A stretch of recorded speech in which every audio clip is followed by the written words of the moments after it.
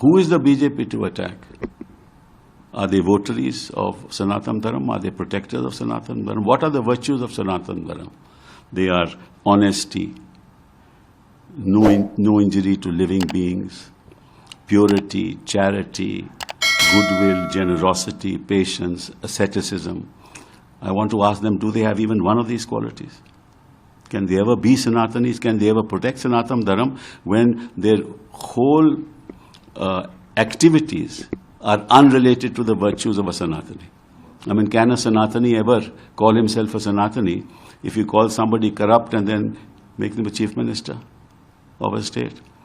If you break up, elected governments and you offer, whatever to people to bring them onto your side, and sort of, in a sense, against the will of the people who have elected another government. Is that Sanatani?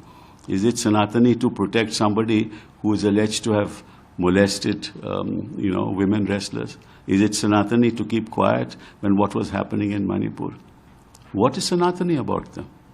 There's nothing Sanatani. Can you become a Ram Bhakt by building a Ram temple?